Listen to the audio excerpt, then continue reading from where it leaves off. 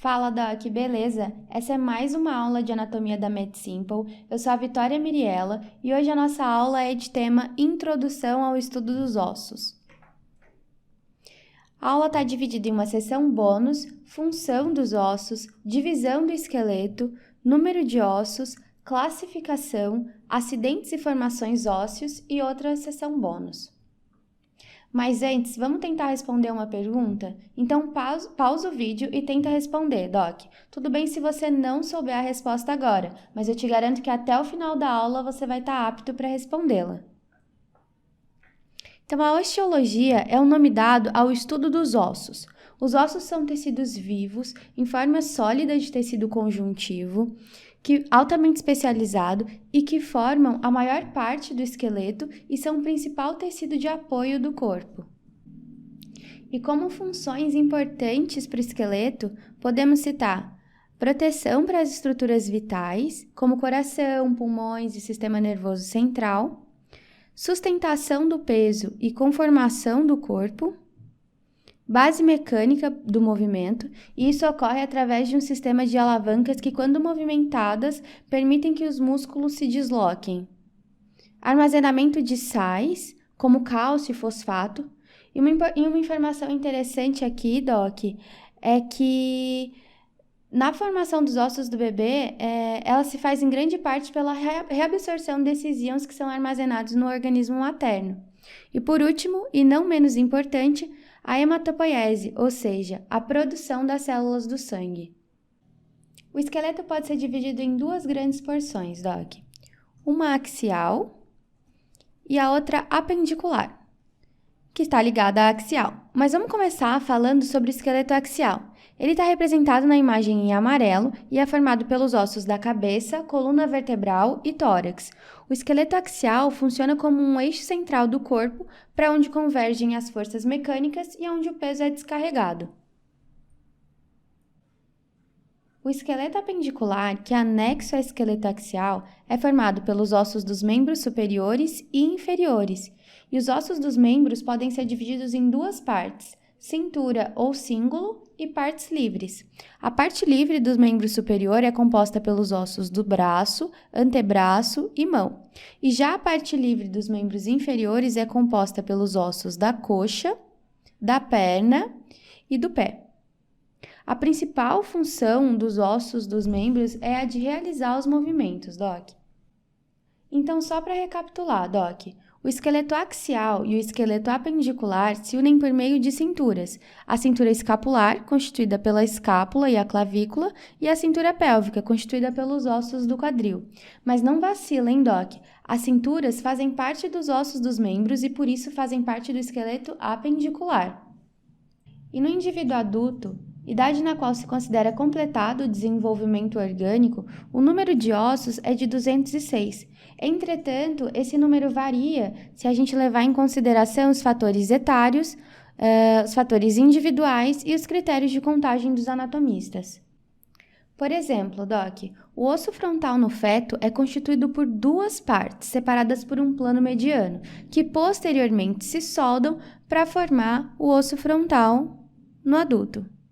Mas, em alguns indivíduos, pode haver a persistência dessa divisão do osso frontal, determinando uma variação no número de ossos. Já sobre os critérios de contagem, os anatomistas às vezes utilizam critérios bem pessoais para realizar essa contagem. Por exemplo, os coitados dos ossículos da audição, ora são contados e ora não. Doc, os ossos podem ser classificados de acordo com a sua forma, segundo a predominância de uma das dimensões, que seria comprimento, largura ou espessura, sobre as outras duas, e também quanto a uma característica peculiar. De acordo com essas classificações, podem existir ossos longos, alongados, curtos, laminares, irregulares, sesamoides e pneumáticos, e nós falaremos especificamente sobre cada um deles nos próximos slides. Os ossos longos são aqueles em que o comprimento predomina sobre a largura e a espessura e que apresentam um canal medular. Essa é uma informação importante, Doc. Os exemplos típicos são aqueles do esqueleto apendicular, como o fêmur, o húmero, o rádio e a una, a tíbia e a fíbula, e os ossos das falanges. Observe também como o osso longo apresenta duas extremidades, um corpo, que a gente chama de diáfise, e duas zonas de transição, denominadas metáfise. No interior da diáfise é onde está localizado o canal medular, que aloja a medula óssea e é onde ocorre a hematopoiese. E já os ossos alongados são aqueles em que o comprimento predomina sobre a largura e a espessura, mas que não apresenta canal medular. Ou seja, não são capazes de realizar hematopoiese. Os ossos curtos são aqueles que apresentam a equivalência dessas três dimensões, comprimento, largura e espessura. Os ossos do carpo e do tarso são ótimos exemplos de ossos curtos. Já os ossos laminares são aqueles em que a espessura é muito inferior ao comprimento e à largura, como o osso parietal e a escápula, por exemplo. E já os ossos sesamoides são aqueles que se desenvolvem no interior de um tendão ou anexos a uma articulação. Doc, e já os ossos pneumáticos são aqueles que apresentam uma ou mais cavidades de volume variável, revestidas por mucosas e contendo ar. Essas cavidades recebem o nome de sinos ou seios e, quando se inflamam, dão origem às conhecidas sinusites. Os ossos pneumáticos estão todos localizados no crânio e essa é uma informação bem importante, como o osso frontal, maxilar, temporal, esfenoide e etimoide. Nessa imagem, as cavidades intraósseas nos ossos frontal, etimoide, esfenoide e maxila podem ser bem observadas. Doc, e a superfície dos ossos não é linear. Ela apresenta uma série de relevos, e esses relevos podem ser saliências, depressões, aberturas e entre outros. Agora eu vou fazer um spoiler com vocês dos principais processos que vocês vão visualizar nas aulas práticas. Os forames são passagens que existem através dos ossos. Já as linhas são elevações lineares. As protuberâncias são projeções dos ossos. E o processo espinhoso é uma parte do osso que se projeta semelhante a um espinho.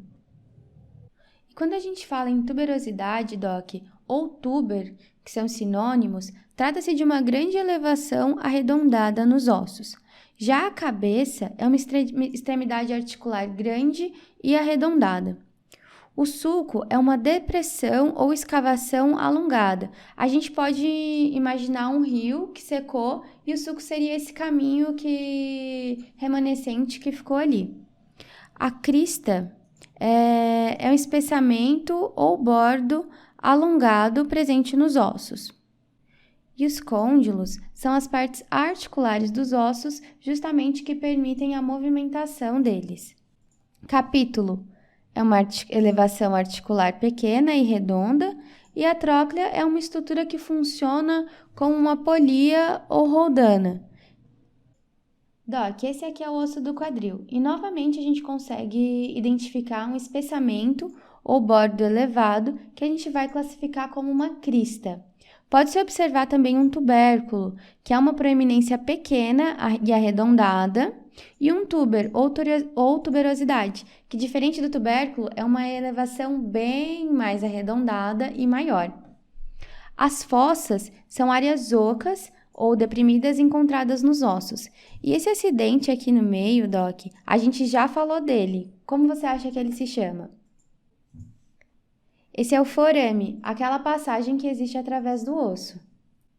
E nessa imagem também a gente consegue identificar as espinhas, que já foram citadas anteriormente. Existe outro tipo de acidente que eu gosto de comparar com o símbolo da Nike, Doc.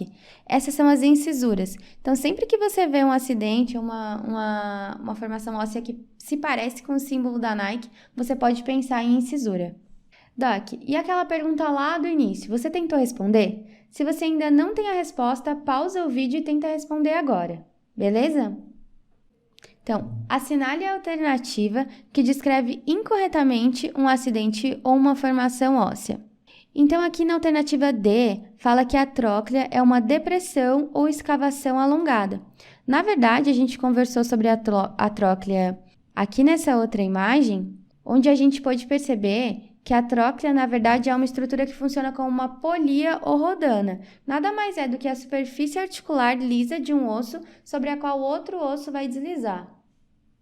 E depois dessa pergunta, a gente vai tentar responder agora mais alguns flashcards. Então, esse flashcard aqui nos pergunta: quais são as funções do esqueleto? Pausa o vídeo e tenta responder, Doc. Então, aqui como funções dos ossos, a gente tem proteção para as estruturas vitais, como o cérebro, o coração, os pulmões, sustentação do peso corporal, base mecânica para o movimento, que a gente viu funciona como aquele sistema de alavancas, armazenamento de sais, que são também importantíssimos na formação dos ossos fetais, suprimento contínuo de células sanguíneas novas, que é a hematopoiese. Quais são os tipos de ossos do esqueleto? Você se lembra essa, Doc? Pausa de novo o vídeo e tenta responder. Então, os ossos, eles podem ser longos, eles podem ser alongados, curtos, laminares, irregulares, sesamoides ou pneumáticos. Quais são os fatores que interferem sobre o número de ossos do corpo humano?